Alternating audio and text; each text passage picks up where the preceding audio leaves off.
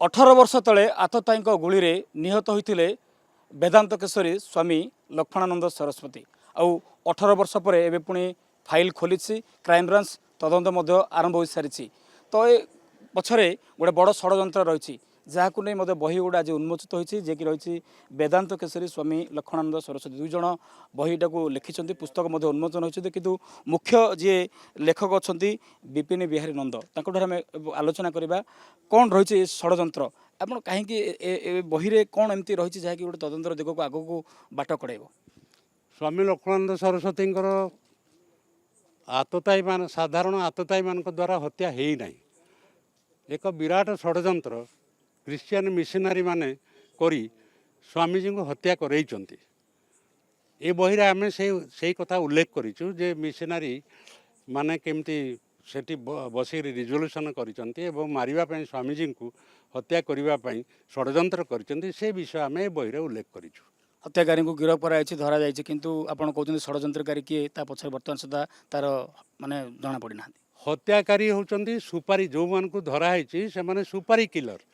से माने भोड़ारे ये क्रिश्चियन मिशनरी मान तांको नेइकरी टंका देइकरी तांको द्वारा मरैचंती केवल किंतु वास्तव षड्यंत्रकारी होचंती हत्याकारी सेमानक पर्यंत कौन सी प्रशासन एपर्यंत पहुँची ना क्राइमब्रांच तदंत आरंभ होती मुख्यमंत्री निर्देश देते आपन कौन लगुच सत्यर उन्मोचन हम जे मुख्य हत्याकारी षड्यंत्रकारी धरा पड़े से मुखा खोल मोर विश्वास अच्छी मुख्यमंत्री निजे आग्रह प्रकाश करी जितेबाला ए प्रकार करिसंती तेणु मोर विश्वास अच्छी जे जो माने षड्यंत्रकारी तांको पाखरे क्राइमब्रांच पहुँची पारिबो। जिते नायडू कमिशन तदंत करते से समय आप सहयोग करते कौन एवं नायडू कमिशन जितेबाला तदंत करुले से मु साक्ष्य देइतिली मु जड़े साक्षी भाव में प्राय साक्ष्य देइतिली आ सेठी यही विषय ये षड्यंत्र विषय एवं जो रिजोल्यूशन होती जहाँ किसी रिजोल्यूशन से सब विषय मु नायडू कमिशन रे निजे उपस्थापित करी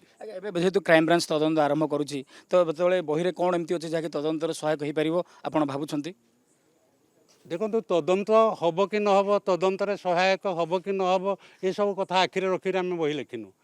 आम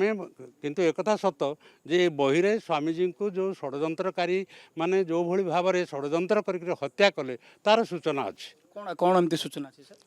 बेटिकला चर्च रे जो जो रिजोल्यूशन करते स्वामीजी को हत्या करवा नहीं से रिजोल्यूशन इत्यादि आम ये बही गत सरकार रे फाइल निखोज होगा एक कथा मुख्यमंत्री कहते षड्यंत्र रही फाइल केमती आज्ञा सीएम दफ्तर गोटे गायब हो देखुं एत बड़ गोटे सुरक्षा बल परिधि भितर सीएम चाहिए फाइल गायब हो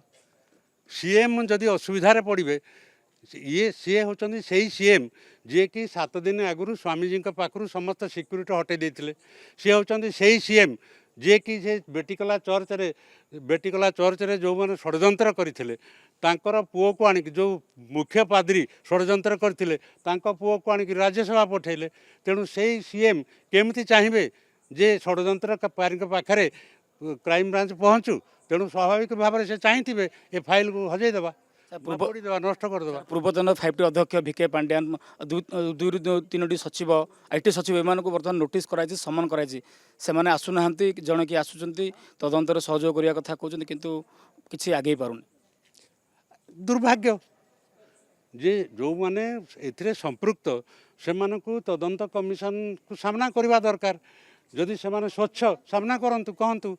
किंतु लगुच से स्वच्छ नुहति से लुचुंट आपड़ शुणुले बर्तमान जो भाव में जे कि विपिन बिहारी पंडा जो लेखा लिखिं